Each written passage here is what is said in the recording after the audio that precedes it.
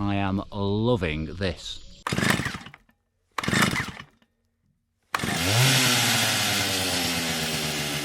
Well, I'll admit that part of the reason I'm out this morning in my local forest is I've been feeling a bit sorry for the old Bronica lately, because it hasn't been out for probably about 4 months, and it's sat there looking all sad and dejected, wondering if it will be ending up on eBay. So I said to it last night, I'll take you out to the forest because it looks like it's going to be a sort of misty start to the day, but a pleasant one nonetheless.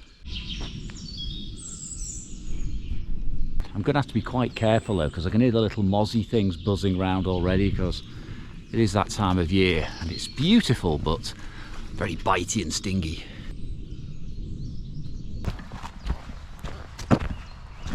Well, it may well be reasonably into the morning. Well, I say reasonably, about sort of like 6:30 in the morning, and there's plenty of light outside the forest, but despite what the camera may show you here, it is almost pitch black, and this will mean long exposures. It will mean having to watch my highlights aren't massively overexposed. So I need to shoot compositions. Whoa, I need to shoot compositions where I exclude as much of the sky as possible. I can have it breaking through in parts, but only in parts. Okie doke, I've got something I want to shoot, and I already knew I wanted to shoot it because I've shot it before. Earlier this year, late last year, it's the trees. I'm going to show you a quick shot of what I shot previously. Now, I love the arrangement of these 3 trees. Now, there is a 4th one just tucked away there. And having previewed it, I am in 2 minds as to whether to include the 4th one or not. So, unusually for me, I am actually going to take 2 shots by just moving the camera slightly to the right to exclude that 4th tree with some foliage. Not normally this indecisive. Normally I know which one works best, but I do want that option later. I know I can come back and shoot it anytime I like, but the conditions are beautiful this morning, soft light. So yeah, it's going to be a case of these, you see what I mean? 3 trees, and all of a sudden, voila, 4 trees. Magic. Now I've gone for f/22 because it's a 150mm short telephoto lens on medium format, real medium format, and depth of field will be a problem. I've gone for the primary tree as the key focus element, so I'm not too worried about the very far ones being slightly soft, but I don't really want that this time. Now I've got a yellow filter on in the magnificent Bronica dedicated lens hood, which is just superb. And another thing, my sound is a bit poor today, not that it's ever any good to be honest, because I forgot my microphone and I forgot all my spare batteries, so this is going to have to be a 1 battery vlog with the built-in microphone on the GoPro, so apologies for that.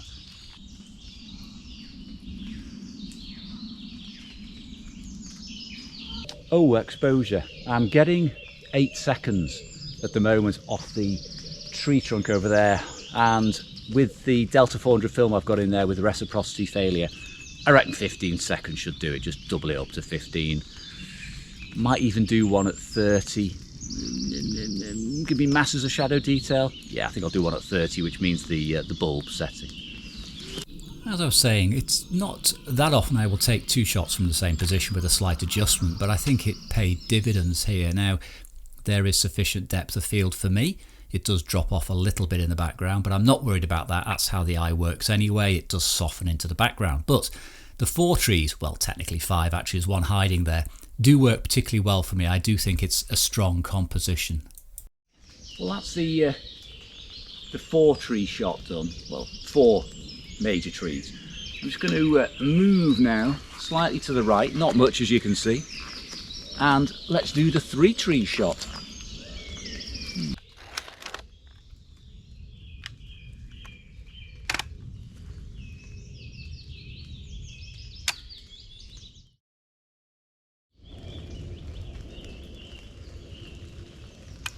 Great, that's 30 seconds on the second scene, just as it starts to rain, and it was forecast to have no rain, and I've got no waterproofs.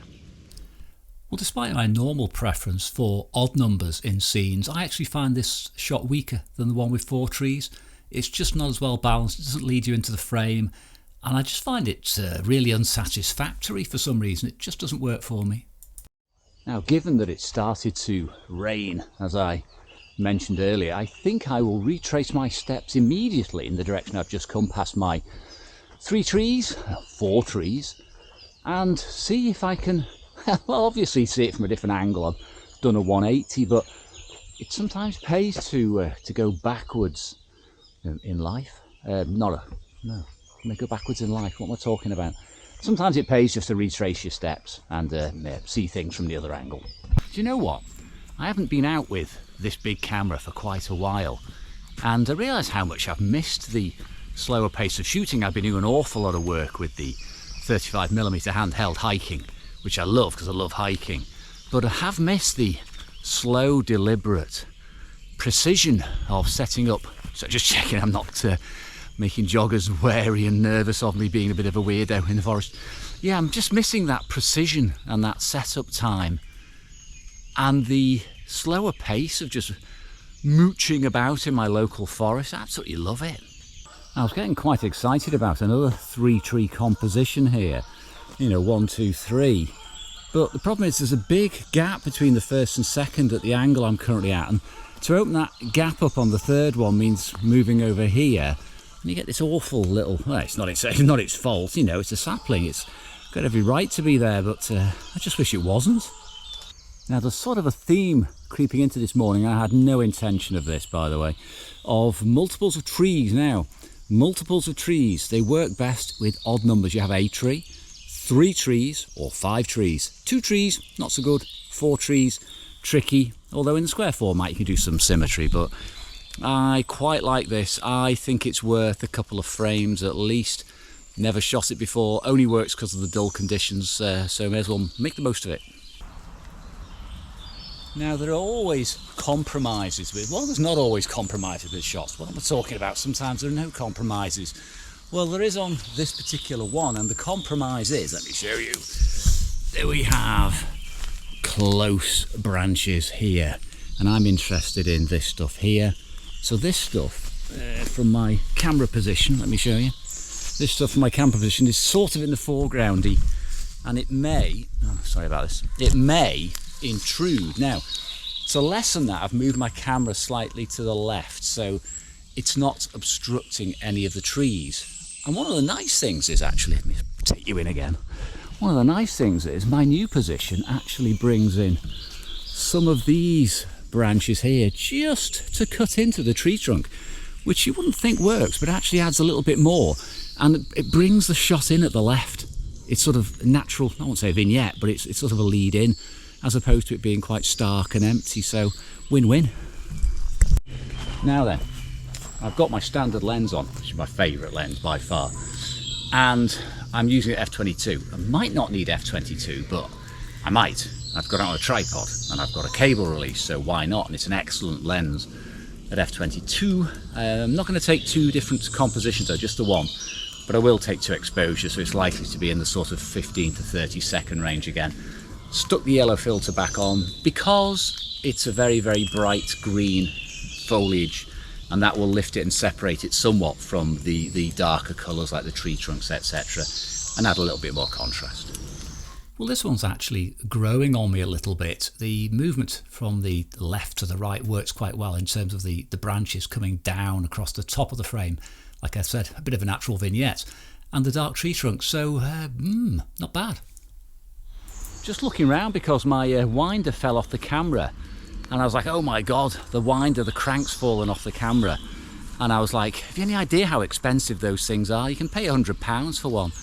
Thankfully it was in the camera bag, and I don't know how it fell off. I know there's a little button to depress it and it falls off, but it's never fallen off before, so it's got me worried now. So I am getting a bit paranoid about losing bits, because I'm always losing bits and pieces. But the price of these things now is somewhat prohibitive. And I may well have 4 Bronica SQA-as, or SQA-Is, well, 1 SQA, but I've only got a couple of cranks, and I've only got a couple of wasteful finders, because those bits cost a fortune. It's actually worth buying a whole camera occasionally, because it's cheaper than buying the parts. Now you may be thinking to yourself, or you're probably not actually, but some of you may be thinking, what a glorious morning in a lush green forest in England. Why aren't you shooting colour? Well, I'm not shooting colour because I predominantly prefer black and white, and I do shoot colour sometimes. I go off on these I was going to say flights of fantasy, but it's not a flight of fantasy shooting colour, is it really? I just go off on these journeys into colour occasionally. But ultimately I love black and white. Now, despite the lush green colour, which is fantastic with colour film, or possibly even better with digital, heresy, then black and white to me renders this in what I see it as, which is actually a monochromatic landscape. It is predominantly green and brown.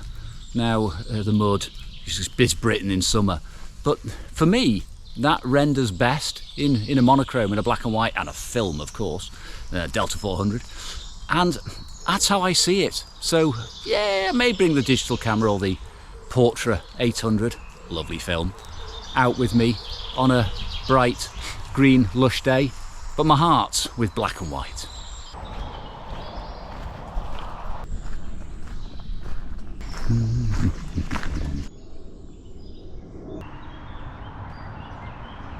Now, every so often you come across real gems when you're out and about in locations like this. Now, these trees are amazing. I don't like this, and I don't like this. It frames it too artificially, but if I get in closer and I exclude that, and I know it's going to be square format, just look at that. You know, it's like a rainforest. Well, it's a rainforest, always bloody rain in it.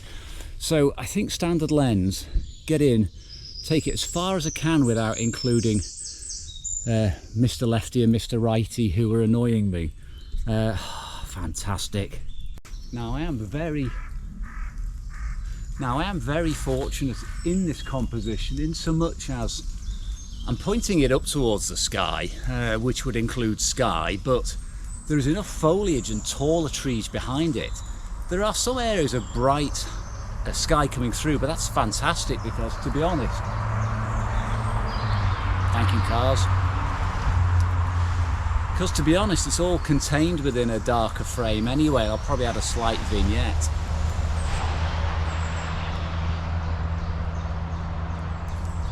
But the nice thing about it is a square format shot. The elements lend themselves to the square format, which is handy because I'm shooting with a square format camera. But it's things like this that make me want to be a landscape photographer. Now, light levels have come up a little bit since the earlier shots about an hour ago, but you're still probably looking at about 4 seconds, and the midges are out. So joy of joys, I'm being nipped to death, but they aren't going to stop me getting this shot. Sticking the yellow filter on again. Sounds a bit in a yellow filter. Sticking the yellow filter on it. Sticking the yellow filter on again, because it will again lighten those mosses and those leaves against the tree trunks and give a... It just looks better. It just looks better with the yellow filter. God's sake, don't over-explain it, Steve. Focus in on the primary fallen tree trunk. I'm going to use f16 actually, because I have got a much shallower depth of field and I don't care about the background. Actually 1 second, because I'm using f16, and 2 seconds. Now sometimes people will say to me, well, they won't very often, but sometimes they do, why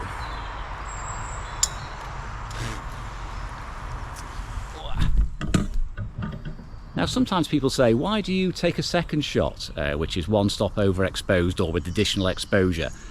Well, there's 2 reasons. I have to have a safety shot with film, because one of them might get scratched, or it might get kinked while I'm developing it, or it might actually come out wrong for whatever reason. So I always take 2 shots with a big camera like this, because it's worth it. I've set up, and it's the film's not that expensive.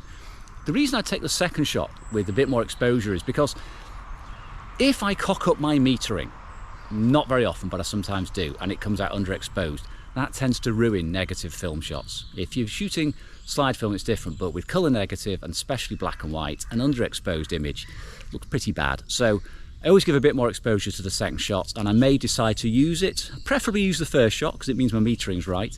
And also, the more you expose things, they get a little bit grainier, and also you can get excessive contrast creeping in there. So I'd like to take the first frame if I could, but if the second one's better, I'll use it. Ow. Well, in terms of processing for this image, I did play it down a little with some negative clarity to soften the highlights, really, to make them a bit more ethereal, a bit more mysterious, a bit more foresty.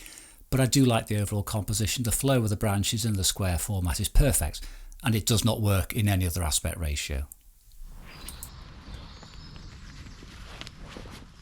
Now, a surprising amount of my time on these forest shoots is spent walking backwards and forwards through narrow paths, getting covered in all sorts of bugs and leaves and bits and pieces, but it pays off. You just have to put the miles in, sometimes 4 or 5 miles for 2 or 3 shots.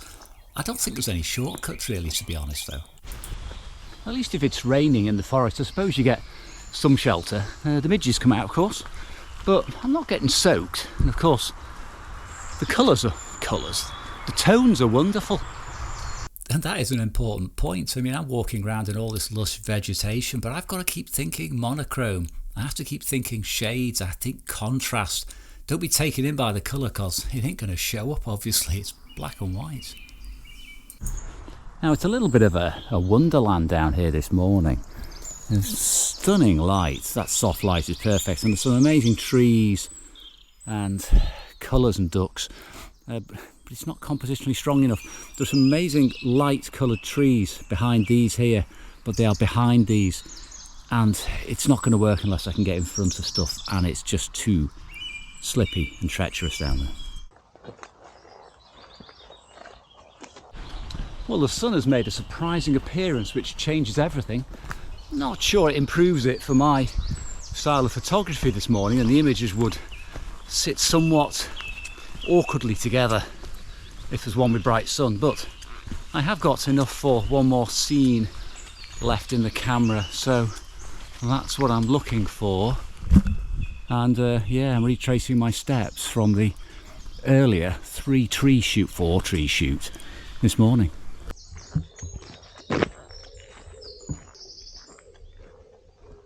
Well, I think I've found my final shot, and it's one I saw this morning when I arrived, but it was too dull, and now actually the light does enhance it a little bit more. But it's these tree trunks here, this one, and this one, that make it in the square format. So standard lens again, should be quite straightforward, and faster shutter speeds this time. Well, confession time. I rarely find that the last shot on my roll of film when shooting out in conditions like this is a good one. I really am just using up film. If I get something that's nice, that's a bonus, but it's not going to be the strong one. Well, as expected, this is now 1 second at f22 with the yellow filter. I've got some beautiful light just picking out some of the branches, so despite my earlier misgivings about the sunlight coming through, I think it's actually made this shot. I mean, I won't know obviously till I get it back, but I think I'll do one at I will do one at 2 seconds. That is going to be quite a lot of exposure, but I'll be able to pull up all the shadow detail, and there's not too much in the way of highlights. So I think I've got one more frame, and I will shoot it here.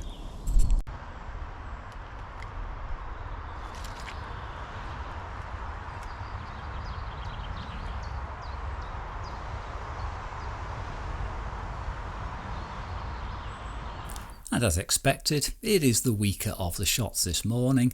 It's pleasant enough in terms of foliage, and I don't mind the arrangement of the trees, but I've done it 1,000 times, and I've done it a lot better in the past.